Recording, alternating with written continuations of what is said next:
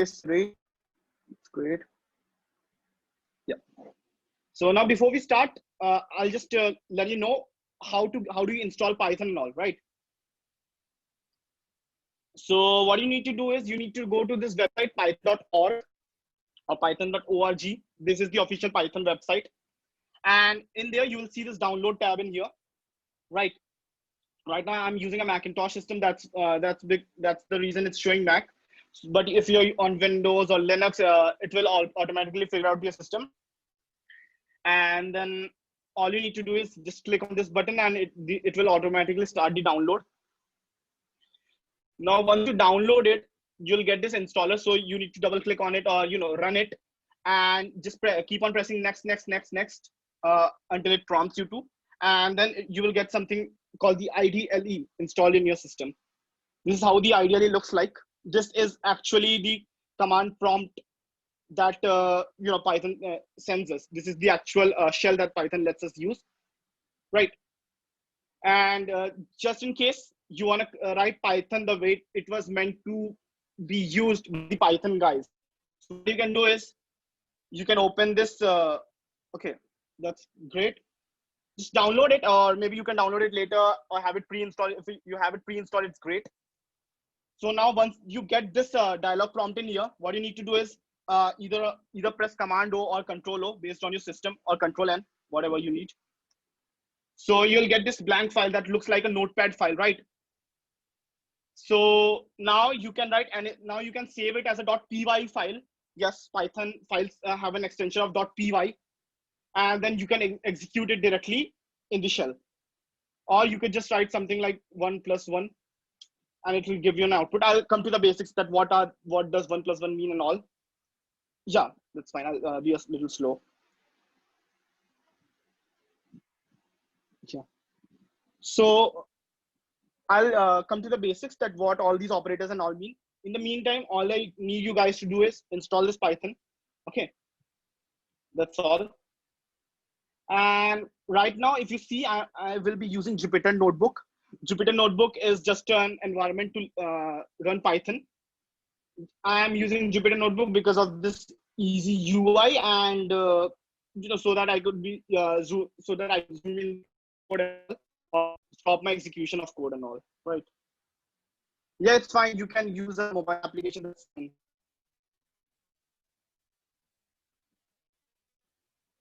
You can use even code apps that enable coding practices, right?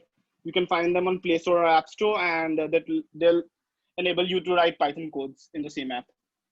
It's fine. Yeah. So that just in case you want to have the same environment as me, anyways, the code I'll be teaching you will execute on any system that has Python installed in it. But just in case you want to have the same look right now that like I have, so I have installed Jupyter Notebook. So you get it from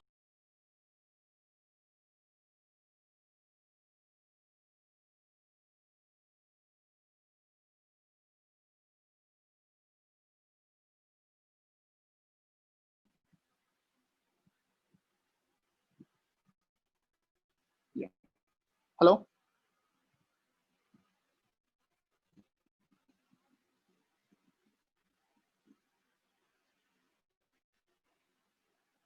Yeah. So the only thing that you need to do hold for 2-3 minutes in Jupyter Notebook is hello, Ritam, we will hold for next 2-3 minutes. Some participants are joining up. So please hold for 2-3 minutes because they wanted to know the process for downloading Jupyter Notebook.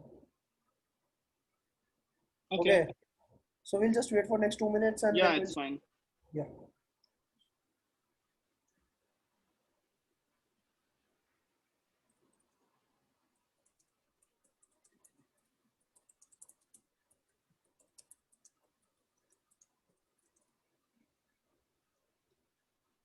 So let me know my audience in the meantime, right, Himanshu? So guys, just let me know where are you guys from, the state or city, anything. I'll be happy to know who exactly am I teaching right now.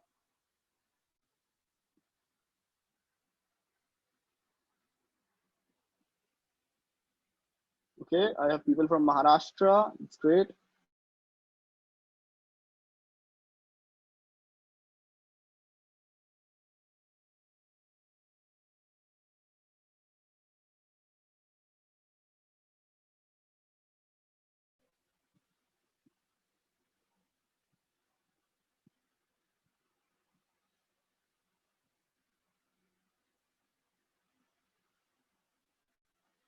Okay, I see people from Gujarat and Tamil Nadu.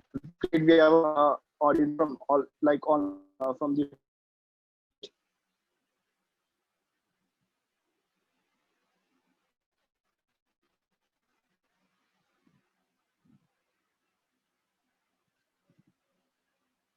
Okay, I see people from Chandrapur as well. That's great. So everyone join. Yeah, I think so. Many participants have joined. So, Ritam, yeah, we'll start with the Jupyter Notebook installation process and then you can go ahead. Okay, that's great. To do is go to this jupyter.org and click on this and guide you. So now you see this command pip install notebook. That's all you need to do. And how do you execute? So Windows, right? And then install and that's great.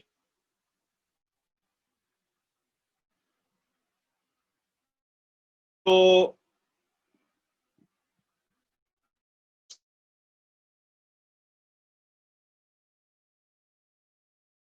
turn along thing and it's just right.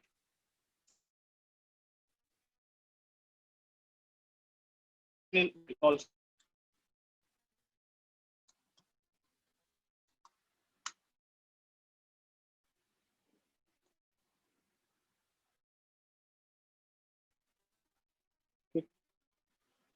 Okay. Calm down, guys. Calm down. Now they're in my area, right? But I'm trying my best. And due to this pandemic situations, these guys are not fixing it either. But anyways, I'll be trying my best to teach you guys, right?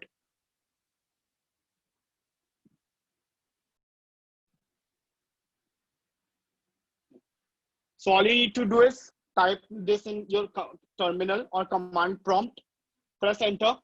In my case, it says requirement already satisfied. Maybe in your case, it's going to install it if it's the first time, right? And that's all. That's all you need to do. And then once it's installed in your system, it's not disabled. Rajiv, it's not disabled. And once it's installed, the system, all you need to do is type in JUPYTER, Jupyter Space Notebook, and press enter. It will automatically spin up this browser for you guys and you'll see the screen. Okay. So I hope this is clear how to install Python, how to install Jupyter Notebook. Yeah, you can download Python 3.8.5. That is, in fact, the latest version. Okay. So guys, now let's actually get started with Python without a further ado. So first of all, let's start with operators. Okay, installing Jupyter Notebook is really simple. Just pin up your command prompt.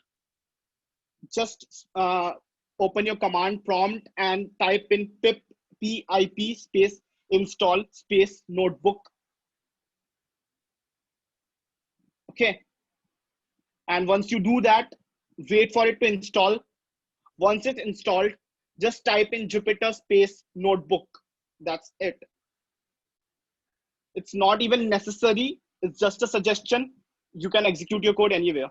All you need is that Python.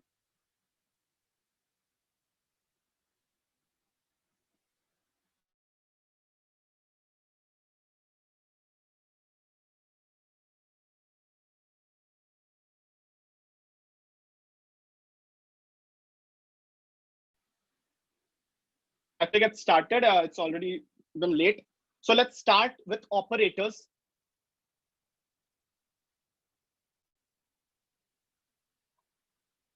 Do it. Okay, just the final time. I'll just type it in the chat.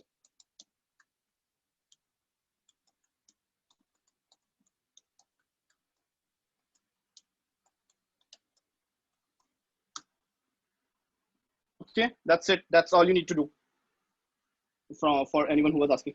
Now, guys, uh, can you let me know in the comments what exactly are operators, or where have you heard about operators?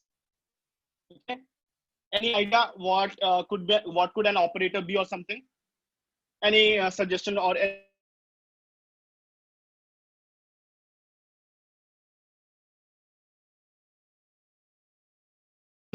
definition? You might be familiar with all these symbols, plus or minus, maybe an asterisk, a division sign or something. So all these are basically operators, right? So these are known as the arithmetic operators, and that's where we are going to be starting in Python. So we'll start with the operators. And I hope I'm audible to you guys. Just let me know if I can continue and if I'm audible. So we'll just start.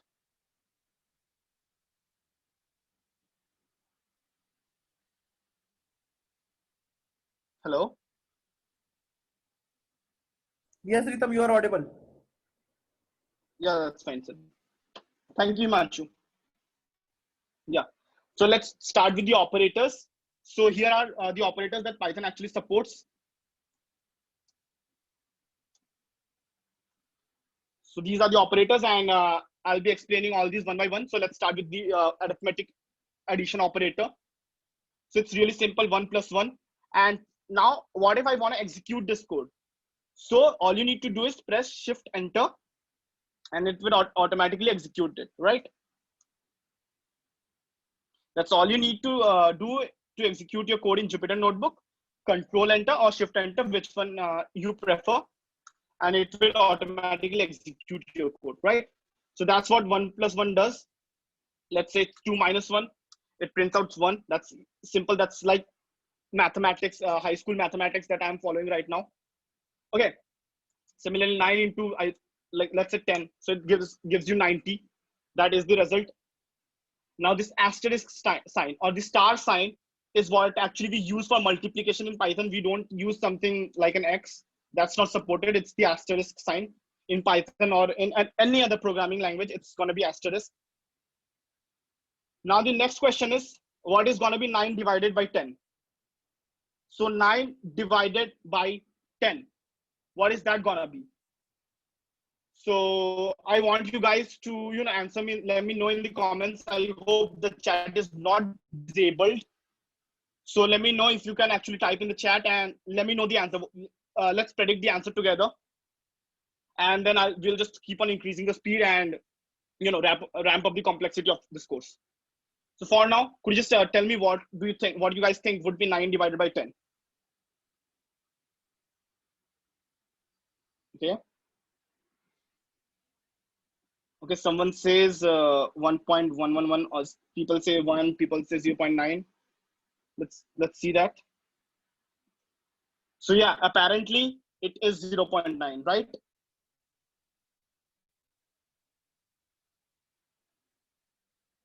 Okay. So 9 divided by 10 is 0.9. That's high school mathematics that we have all learned in here. Yeah, there's no 0.9, actually it's 0.9, right? So that's how Python works. Let's say we type something like 2 divided by 3. So it gives you something like this, an infinite decimal. That's all we are doing right now. And Sangeeta, no, you can't do this in Microsoft Word, if that's what you're asking. Yeah, now Sangeeta, all we did is we are just started with the operators. So you haven't actually missed anything. You can just continue from right here. Just open the ideally that's already been provided. Type in there. Okay, if you have installed Jupyter Notebook Dev, then you can do it there as well. Okay, if it's not downloading, that's not a problem. What you could do is you get this ideally right in a system. You can type this code right here, right now as well, and it will spit out the same output. That's something you can do as well, right? So now The point is we have covered the 4 basic operators that would be plus or addition, subtraction, multiplication, and division. That's great. But there are other operators as well. Let's say we have 2 numbers, 10 and 3. Okay. And I want to know what would be the remainder when I divide 10 by 3. So what could I do? Like, any suggestions from you guys? I want to know what is the remainder when I divide 10 by 3.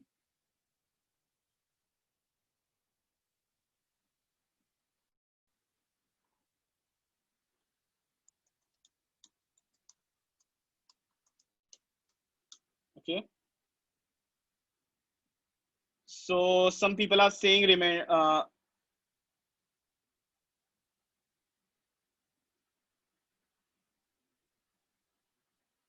Okay, it's 1, right? So how do we actually get access to the remainder? Is there an operation? There must be some operation or something, like there must be some way to actually calculate it, and that would be this percentage sign. This percentage sign in Python or in programming languages have a specific meaning. It's called the modulus operator. It's not the ampersand, it's the percentage sign. They're different. Yeah. So this percentage or percentile sign actually has a meaning. It's known as the modulus operator. And what it does is it gives you the remainder. So let's say I type in 10 modulo 3. So it gives me 1, right? 10 divided by 3 gives me 3 point all this. I know that it might seem a little weird. I'll come to that. But 10 modulo 3 actually gives me the remainder, right? It's great. That's fine. That's how Python works. Okay.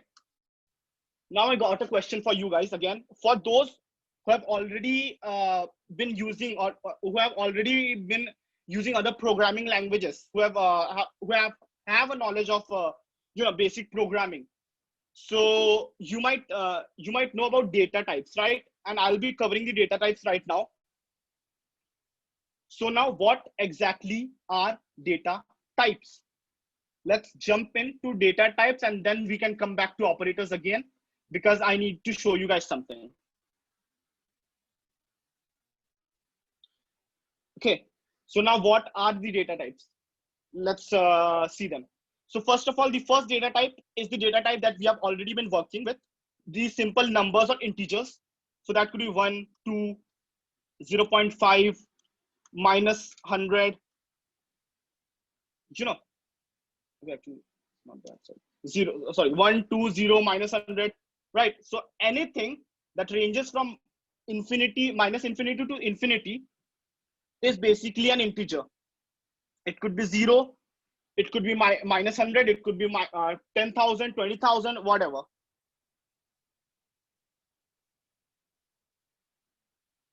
Okay, so that's the first data type, and it's called an integer, or to be precise, int, as a short form, right? The second data type would be a float or a floating point number. Now, what is a floating point number? These are the numbers that have this decimal point in it. Okay. So any number that has a decimal point in it would be a floating point number. Let's say 0.5. It could be something like minus 0.33333. It could go on. Yep, it could be something like 10.56 as mentioned by someone else. Right. Apart from that, floating point numbers, there's another way to describe the floating point numbers. Any science students in here? Raise hand. You remember that weird scientific notation that we have learned? Yeah, guys, you're raising hands, so you can ask your question right now. I'll give you a minute. Just ask your question. Any question you want to ask me, you can ask right now. It's fine. Okay.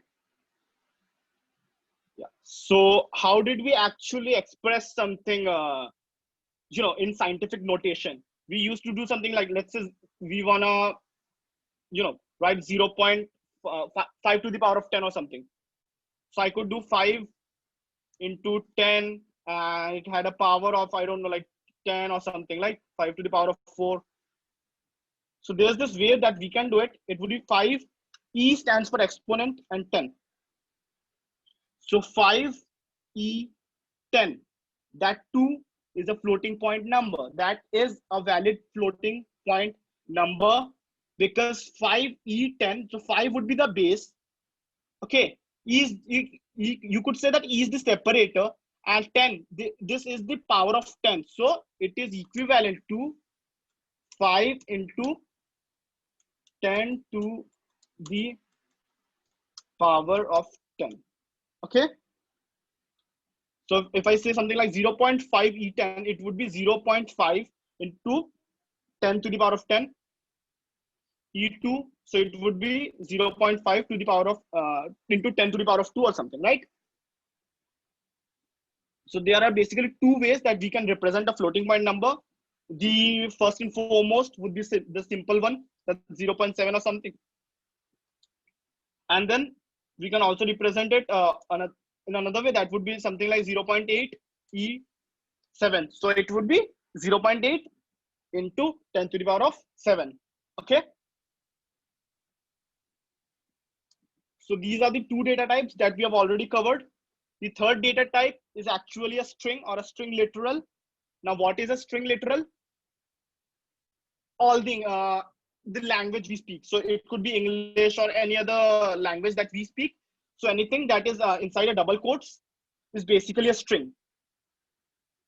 Okay. So anything like a or hey, anything could be a string. So all this is right now a string I've covered. Apart from that, okay, just a sec. Yeah. So this is a string, str for short, str or string. Str is just a short form because apparently the creators of Python, like this shortcut way of coding. So they just named it str.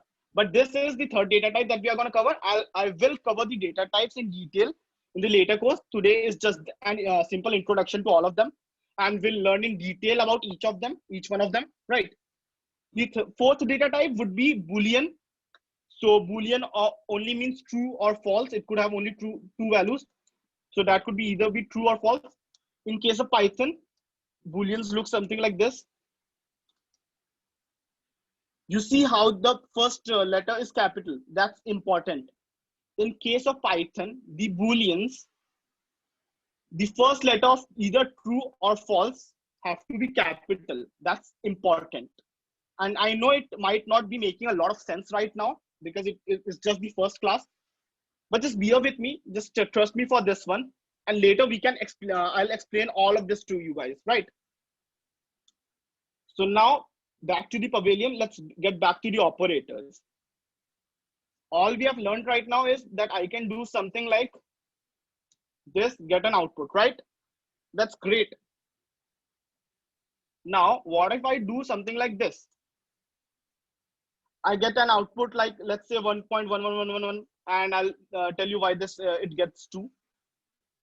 Okay. But what if I don't want a decimal part? I don't want this decimal part. I only want an integer because we have already seen that integers don't have this decimal point in it, right? They are all the whole numbers. This output is basically a floating point number, right? I don't need a floating point number. For example, just for some calculation or something, I don't want all these floating point numbers, all these decimal places. I want to keep my math simple. So any suggestions from you guys how I can do that? So let's say it's 10 divided by 9. What should be the output as a floating, as an integer, just as a plain integer? You can let me know in the comments, and then we'll see how we can actually use it, do it via operator. How would modulo help us? Like if I say 10 modulo 9, right? I get 1. That's great.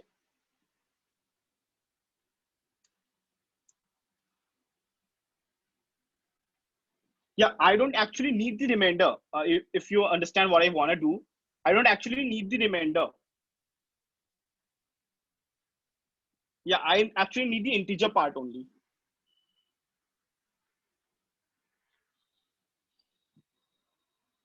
So I'll just, okay, there are people who are saying that let's just convert it into something like wrapping it. And apparently there was this problem that the developers faced. So Python, what it did was it introduced a new operator in the later versions, and it's this operator, this double division operator. Now you see it gives me only one, right? So now what is a double division operator? Like why am I putting two division signs instead of one? So let's get another good example of that. Let's say 3 divided by 10. I see 0.3, right? But I don't need it. I just need the integer part. So what I can do is I can say double division and it will only give me 0. So what I see is double division is integer division. Okay. Double division means integer division, and single division sign basically is floating point division. Floating point or decimal, whatever you want to say it. Okay. So that's these operators right now. And there's this last operator I want to discuss with you guys. It's the double asterisk. We have already seen the single asterisk. Single asterisk was used for multiplication. 10 multiplied or 10 asterisk 5 is 50. Now, what is this double asterisk? It's the double asterisk is basically the power operator. Okay. So again, any math student in here, what is 2 to the power of 10? What do I want to calculate 2 to the power of 10? Anyone who knows the answer? Anyone from the audience?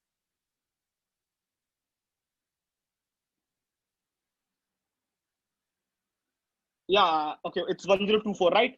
So what if I want to calculate 2 to the power of 10? So the normal way would be 2 into 2 into 2, or 2 multiplied 2 10 times or something, right?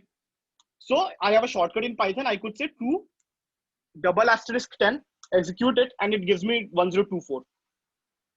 So it's basically 2 to the power of 10. Now, if I say like something like 5 to the power of 3, it gives you 125, and apparent, and indeed 5 to the third power is 125, right? And you could also use it to calculate the square roots and all. So let's say I have 8 to the power, right? So it gives me 2, because 8 to the third root or a cube root of 8 is 2, right? So you can use it to calculate all these exponents, powers, and square power roots and all, right? So that were all the operators that we could cover. Plus, addition, subtraction, multiplication, division. These were the basics.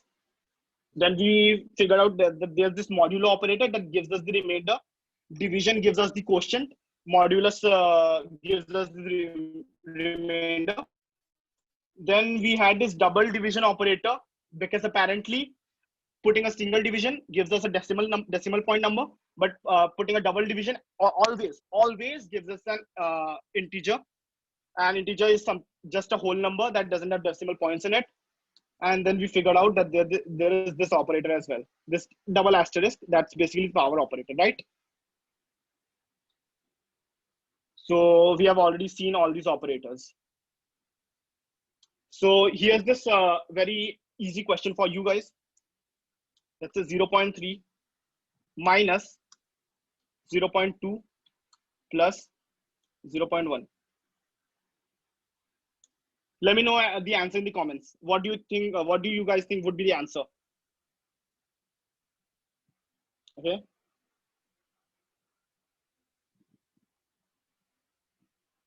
Everyone says 0. That's great. Okay, that's this thing right here is kind of weird, right?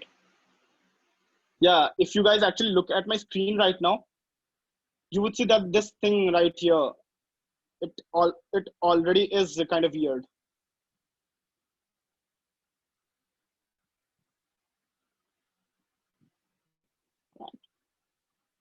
So now, where did you guys go wrong?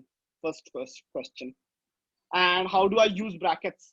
Let's say I'll keep this question in mind because you guys already got it wrong, and I'll explain this as well as let's actually use some brackets as well, right?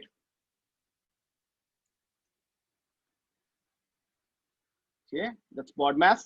He was correct. This guy, Realme Studio 2 is actually correct. You actually do apply BODMAS in here, right?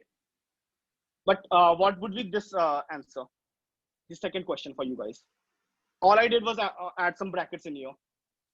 All I did. Yeah. And now we see something different. And now we see something totally different, right? Like it makes no sense. This is your first class of Python. This is your first webinar, and already I'm speaking nonsense in here because this stuff right here doesn't make any sense, right? Yeah, I see guys commenting 0.20 and all, but no one even got close to this answer. And this answer, if you see, it looks totally weird. But actually, let's check out this answer first. Let's actually see what we got in here, right? We got something like this. And you remember how we explained floating point numbers to you guys? So I guess we can split it, right? Okay. It's something like this. We got a result like this. So I could easily say that this is this number into or multiplied, whatever you want to say it, 10 to the power of minus 17. Right? This is what it means, right?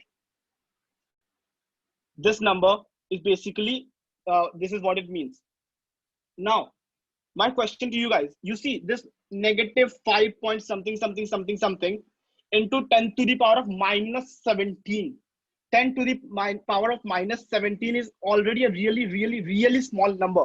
And even if you multiply something to it, you get a really small number. So it's approximately, or it's really close to zero. So for those who actually said it's going to be zero, it's not exactly zero, but it is really close to zero, right? And now let's see why this happens.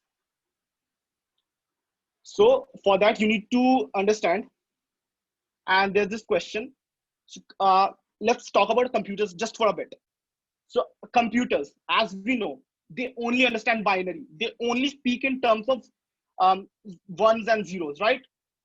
So anything you type in here, even this Zoom meeting, this internet, all this is basically just a bunch of ones and zeros doing the part in the computer, right? So when I say, or when I enter something like 0.3 plus 0.2 minus 0.1 and all, they are basically being converted to binary. And here's where the problem lies. For those who actually know how to convert any number to binary, try this. For those who don't, I'll explain you. When you try to convert 0.1 in binary, that's where the problem arises. Anyone who could be fast enough to convert 0.1 in binary? You can copy it from the internet. It's not a problem. You just copy and paste it from the internet in the chat box. It would really be a great help for me.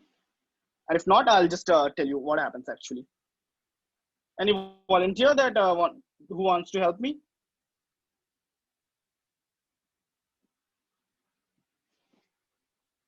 Okay.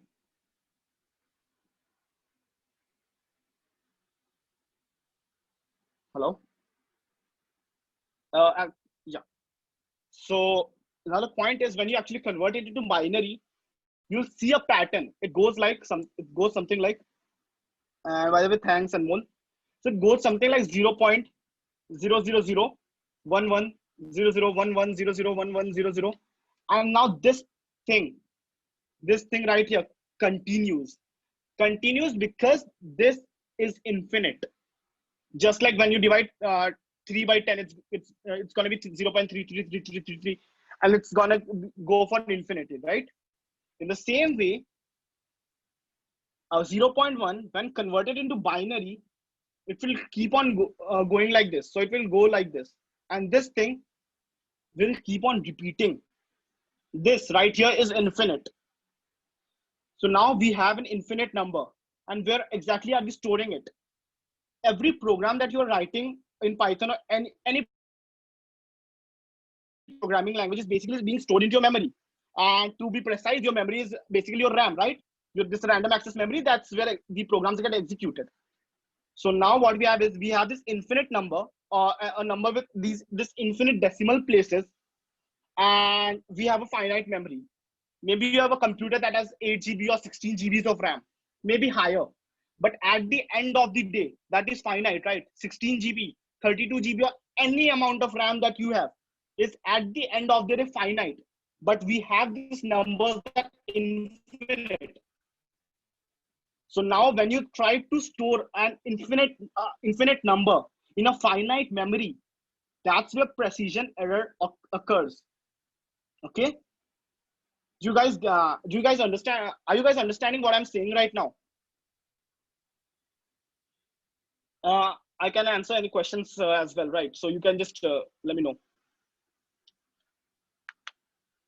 Yeah, Rahul. So what I was saying is that we have this infinite number, or this number with infinite decimal places, that's going to go on forever.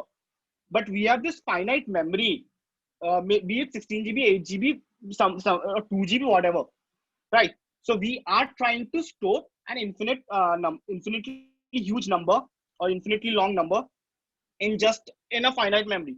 That's when there is going to be precision error. So you need to round it off, and that's exactly what Python does.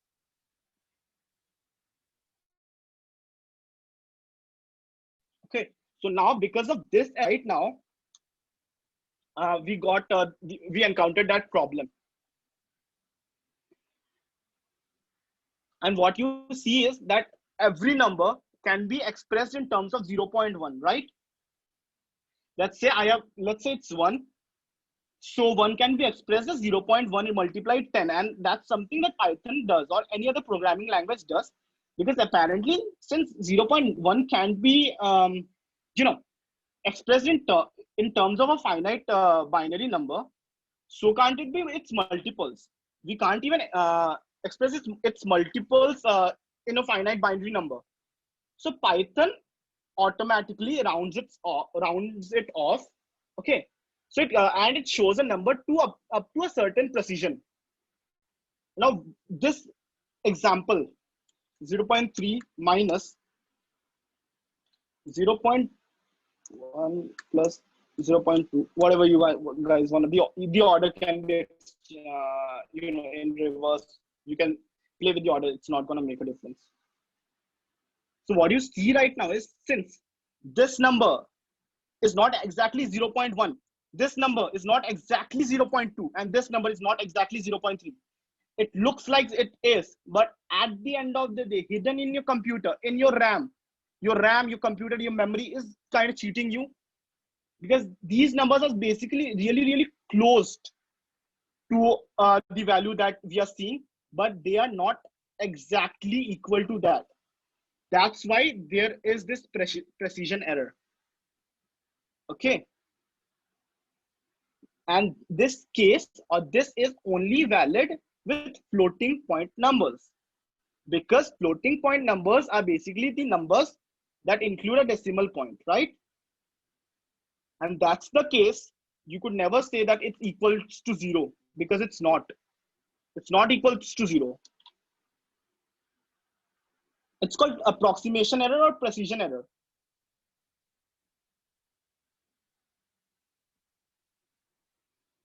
And this is the first concept that I want you to keep in mind, like for always.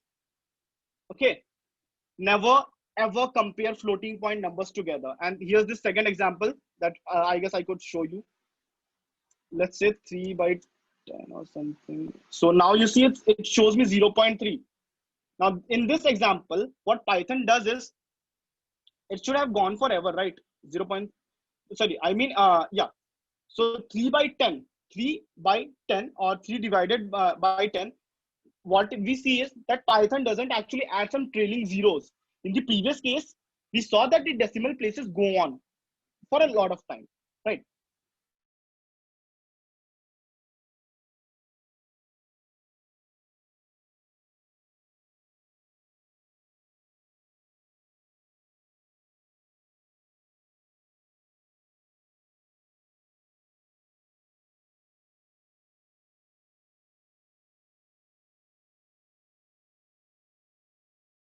So again, 10 divided by 3 is not actually equals to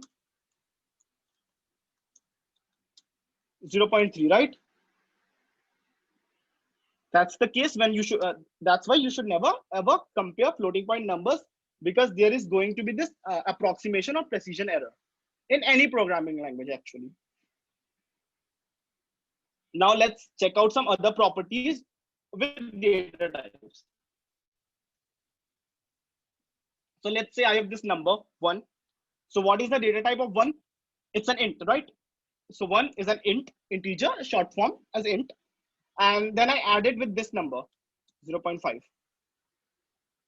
What is the data type of 0.5? It's a float, right? Because it has this decimal point. It's a float. So what do you guys think would the answer be?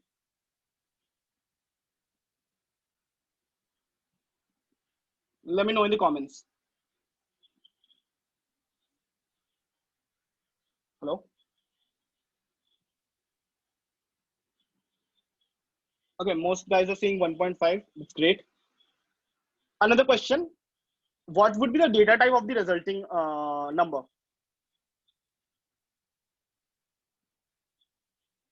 You guys were correct anyways. So it's a float, right? So the first thing that we see is whenever we add an integer and a float, the result is always going to be a floating point number. So this is really there's this handy little trick that you can use to convert an integer to a float. Let's say I want to add these two numbers right now. What would be the output be in this case, and what would be the data type? You guys think? Will it be 2? Will it be 2.0? Would it be something totally different? So yeah, it's 2.0 and it's a float. So you need to remember this and like hammer this into your head right now. Integer, whenever operated with a floating point number, will always be a float. And this is not the case only for addition. You could have used multiplication as well. It's going to be 0.0. It's not going to be 0. It's going to be 0.0. And 0 and 0.0 are different for Python. Tomorrow when we cover the if else statements and the loops, I'll show you how these two are different. For now, all you need to see is, sorry. Right. So these are basically different. Okay, what does float mean? Float is basically these numbers that have decimal points in it. That's it. And now let's say I have this number or anything you know. Let's say I have 0.6. And right now all we have done is that we have discussed its data type. But what if I want to find its data type? There's this handy little function in Python, the type function. And now you see this actually shows up the data type. So 0.6 is actually a float, while 6 is actually an int, right? Anything that is wrapped inside a double quotes or single quote would be an str. A value like true or false would be a bool or boolean. Yeah, it's always that. Got me. Integer plus float is always going to be float. Right. So, and you could always use this type function, pass in a variable, pass any value in here, like 0.4 or something, and it will automatically tell you the data type. Why are data types important? Because it's important. They are important for calculations actually. For calculations, and whenever you write some logic, you need the data types, right? Booleans are just these values, true, false, Nothing in between, only true or false. Okay. Now, what if we have operate two floating point numbers, 0.5 plus, let's say 0.6? This result is going to be a float, right? Like, it's not a big discovery. It's always going to be a floating point number. When floats are operated with floats, it's going to be float. When floats are operated with integers, even that time the result is going to be a floating point number, right? Okay. So now let's start with printing numbers or printing stuff. Okay. So right now all we did was abbreviation of string str. Str is abbreviated as is the abbreviation for string, string, string. And string basically means the collection of characters. So anything that you write inside single quotes or double quotes is basically a string. Okay. So now, right now, all we did was do some basic mathematical calculation, but that's not what you guys are here for, right? You guys are here to learn the actual Python, and it's not just about calculating some stupid numbers and all. So let's dive deeper and let's try the print function. Print, as you will see, is a built-in function in Python that lets you print something on your window or in your console, right? So I could say print 10, execute it, and it will print in 10. Okay. The same way, I can do basic mathematics inside print as well, because print actually evaluates this expression and then prints it. So it prints in 20. What if I don't want to print numbers? Because I hope that you guys are bored with numbers as well. So you can print anything else. You can print words or strings, or you can even keep on printing essays, like huge text to your console. So to do that, you need to type something. Let's say hey. Okay, but I can't actually print it like this. I need to put it inside single quotes or double quotes. So now if I say hey, it prints out hey. These single quotes are not necessary. I could have even used double quotes. The output is going to be same, right? Now, if you have a programming background and if you're familiar with C or C++ or Java or something, you'll notice that in those programming languages, you could only use double quotes. But in case of Python, you can either use double quotes or single quotes. Both are fine, right? Okay, and you just can't. Okay, Siri, that's something that Himanshu and these guys will brief you. So just in case you have any questions, feel free to contact them. Right. So you can even print like sentences. So hey guys or something. It's gonna print it, right? Yep. You can do that as well, Sangeeta. You can try it on your own and let me know how it works. It's gonna work anyways, but yeah. So that's great. That's really great. But here comes another question for you guys. What I've seen is, what if I want to print something like this to the console? Hello. And then I want to go to the next line. I want to say something like this. How are you? Now, how do I do that? Right now, we know that we can print something on the same line. But how do I go to the next line? If I try something like this inside the print statement with a single quote or double quote,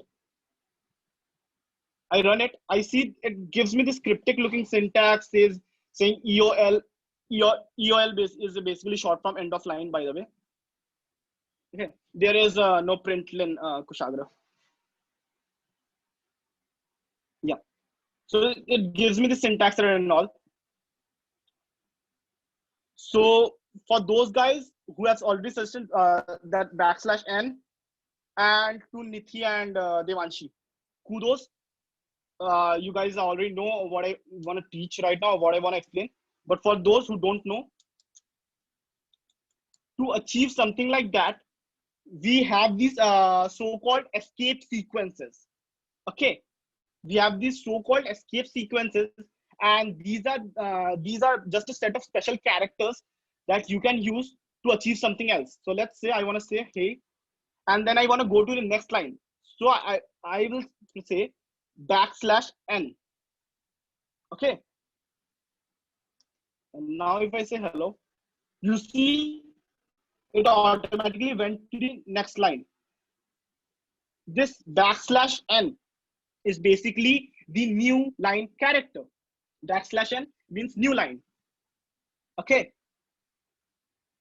Similarly, there's this other escape sequence \t. So now you see it gives up tab space. It inserts one tab space. Now what is one tab space? 4 spaces to be precise. Based on your operating system or based on the environment that you're using, it could be 8 spaces. But in general, one tab is 4 blank spaces. Okay. Now there are the escape sequences as well. So there's this \b. This \b is actually the short form for backspace.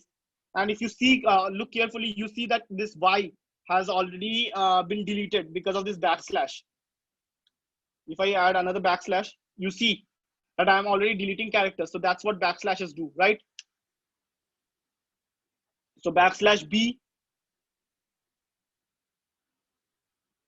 Yeah. So \b is for backspaces. \n is for new line. \t is for one tab space. One tab space could be is generally 4 spaces, could be 8 on based on your system, but it's in generalized form, it's 4 spaces. Okay. So there are all these escape sequences that you can try on your own.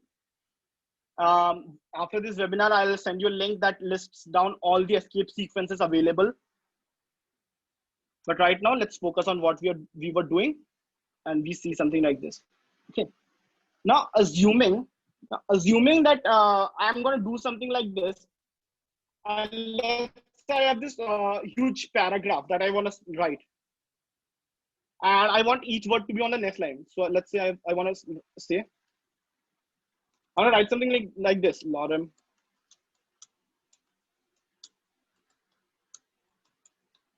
I want to write it. I want to output a text like this in Python, right? Now inserting a \, I could do that, or I could achieve that by inserting a \n to all these and inside a print statement, right?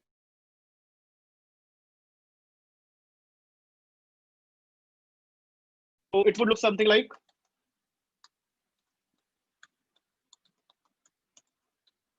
this. Oh, sorry, I just missed a \, right?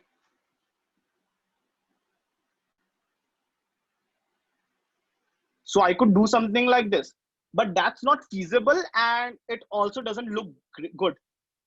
So there's this another way of doing thing that I guess Nithi and some Devanshi, I guess, already briefed us about. So there is another way of writing multi-line text in Python, and that is by using a triple quote.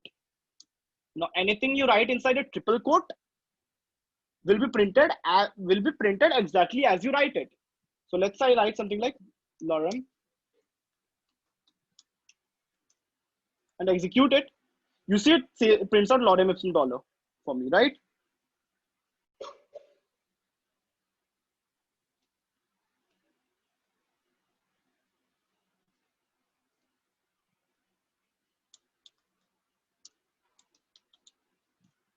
So just in case you want to write some multi-line text in Python or print it, you can use this triple quotes. These triple quotes, the job of these triple quotes is to indicate that you're going to write some multi-line text. Right. So now let's come to variables, and we'll just see about what the variables are. So variables, as their name suggests, are something maybe let's say it's a vessel of some kind. So it's something that can have multiple values, right? That's what variable means. The one whose value differs or varies. Now, how do you declare a variable in Python? Had it been any other programming language, you would have written something like the data type, the name of the variable, then the value or something. But it's not needed in case of Python. So let's say I want to create a variable x and have its and let's say x has a value of 10. So I can say x equals to 10. That's it, right? Then I can say y equals to 20. And now I want to print out what's the value of x plus y. So let's declare this third variable, and I can say z equals to x plus y. And then let me just print z. So now you see it's 30.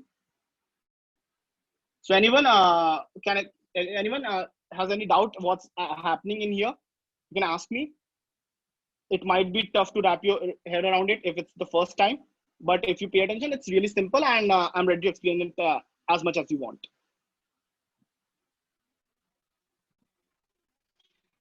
So in this case, x, y, z, all of these are variables.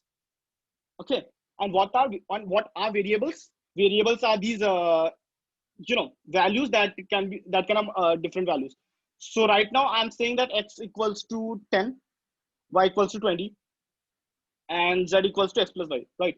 I can also change the value of a variable because that's what they are meant to be for.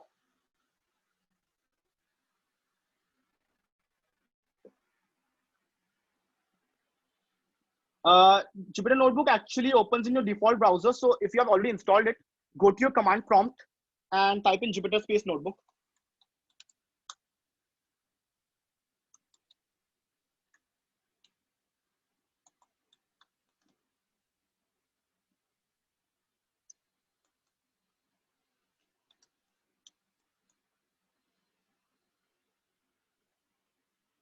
Okay.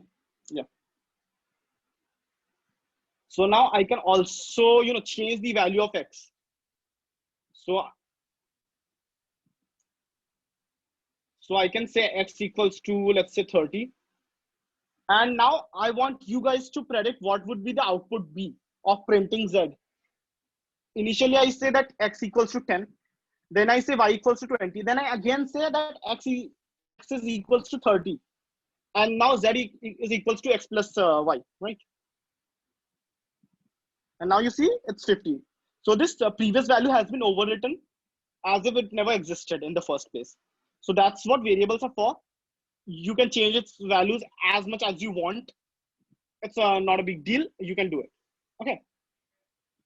The second thing that you might notice if you again from if you're coming from any other programming language background is right now that my x was an integer in this case, right? It was 10. But now I can say that it's 0. It gives you 20.5. So earlier x was an integer. Right now it's a floating point value. It's a float, and it won't make any difference in Python. Python is totally fine with it. So let's say I print type of x in here when it's 10, and then I print type of x in here. You see, it says something like class int, class float. You don't actually need to think what a class is exactly. You will learn it, what classes are. But right now for this, all you need to do is to focus on this part, the one in the single quotes. So you'll see that initially x was an integer or an int. Later it became a float. So it's totally dynamic and it's totally feasible, right? But what would happen if I write something like this directly? If I say x is equal z equals to x plus y and printing z, but I have never ever declared x and y.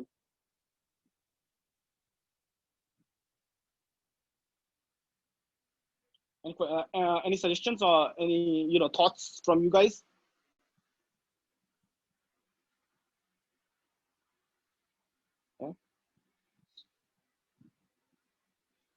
Oh, okay. Actually, wait.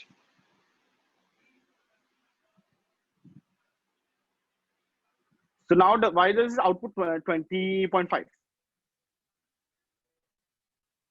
It's just because that when you run Python or when you run this Python script, it basically stores all this in your memory, right? So right now it's the value of X and Y is basically stored in my memory. Yeah, previous values. There is no concept of garbage values, but there is a concept of previous values. So you see, that's why it happens, right? So X and Y so are already stored in my memory. What about A, B, and C? Any random values? A is not defined. X is basically stored in my memory. That's why it's 1.5. It's not a big deal. Dev, that's something you could ask these guys, right? That's all we are doing. So the last thing that we are going to cover right now is printing all these values. So let's say 10 plus 10 is going to be 20. And I can store the value as well. So let's say X equals to 10. And I can print something like, so it prints 20 as well. Any questions from you guys? Any questions from today's session? And we'll continue it from tomorrow. So Himanshu, you want to brief these guys about something? Yeah, thank you, Ritam, for such an awesome session. It was a great, inspiring session. And yeah, guys, some of you were asking for the recordings. Yeah, we have recorded the sessions and post the webinar series. That is, once we end on 20th of September, we will be looking forward to upload these videos on our YouTube channel. Yeah, you can. We won't be able to provide you with the recordings today itself, but yeah, post the webinar series on 20th. Maybe on 21st or 22nd, the videos will be available on our YouTube channel. So you can scroll down and we will provide you with the links in the group.